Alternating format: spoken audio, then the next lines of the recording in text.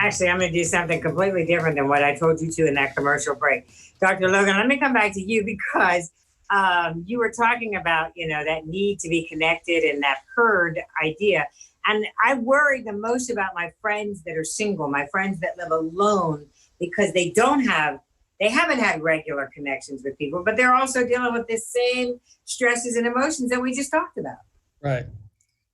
What's difficult to see, and we don't know, it's embedded in our individual attachment process that we formed with our parents or our first caregivers. Each of us has had different experiences with our parents or caregivers in terms of maybe we had parents who were really attuned, responsive, and caring and nurturing with us. We form a secure attachment, what they call a secure base. We know our caregivers have our backs. So we're more secure in going out into the world.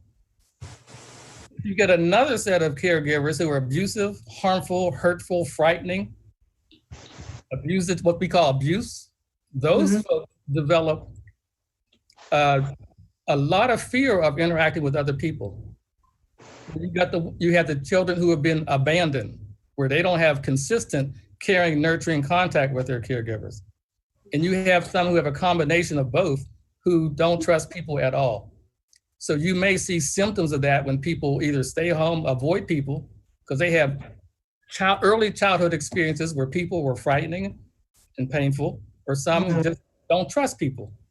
So that's the dilemma that we don't know when we carry it in public, because our first experiences of other people in groups are formed when we don't have words to make sense of it. So we're plunged into pure relational experiences with the adult caregivers. So we don't have the words to say, I don't like this person because. We just know there's something frightening. Yeah, there's something there. Yeah, tighten up. So that's part of the dilemma.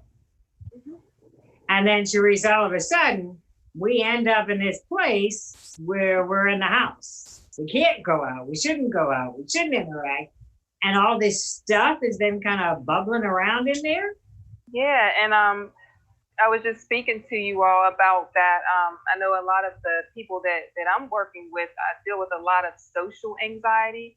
So for some people, this feels like safe for them. There's not the pressure to have to go out, to have to interact, but for some people, it's really hard because, like Dr. Logan was saying, we're designed to be social creatures. We're designed to interact with other people. So when we're being, told or advised to stay in because it's for our own well-being and to keep us safe, it doesn't feel right. Something feels off, like maybe our well-being is being threatened or it's being challenged.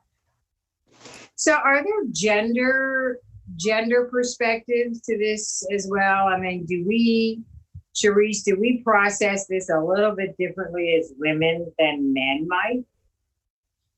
I believe so. I think for the most part, as women, many of us have been conditioned and, reared to be natural caregivers, to be nurturing, to want to be around other people. So I'm noticing with a lot of older women that I'm working with, they're having a really hard time. So those are the people who are making frequent trips to the grocery stores and who are doing those type of things. So I can speak on that from a woman's perspective, but I do work with some men and just the men who are in my life and my own husband who are also having a hard time. I just think we may communicate that in a different way, just because of, norms and ways that we are expected to interact and behave. Mm-hmm. Mm-hmm. You want to weigh in on that, sir? Yeah, those are female issues. How I can relate to that in terms of how we're enculturated as men. If I can go back to stereotypes where at least when I grew up, it was not socially acceptable in my peer group to show vulnerability. So that may be where men get trapped. The big boys don't cry, for example. Suck it up, be tough.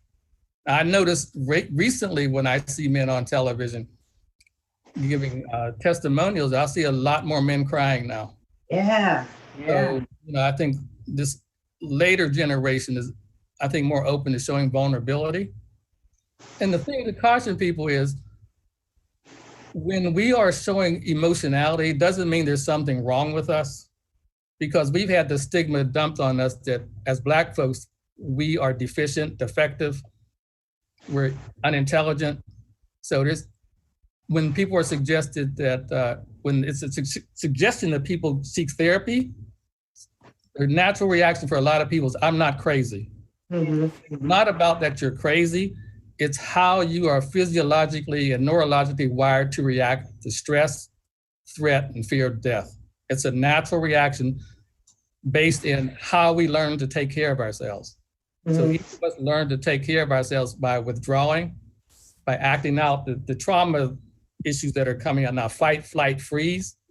What does that look like? What does a fight look like in an adult? You push people away, you yell at them, you argue. What does flight look like? You disconnect, you withdraw, you shut down. You dissociate, you space out. So we're taking care of ourselves when we do those behaviors. It's not that we're crazy, we're designed to react or respond that way. So that's the thing I would offer people to think about. Your mind-body is reacting to signals of safety, threat, or danger to your life. And you don't have time to think about it. You have less than a half a second to do one or more of those things. To do one of those things. Yeah, your mind is designed to make sure you survive. So if you think of that thing, whatever it is, you may only have a half a second or less to react. You don't have time. Yeah. You don't have time. Speaking of react, we got to take another commercial break. We're going to do that right now. Stick around. We have a lot more to do on this edition of the Lynne Hayes Freeland Show.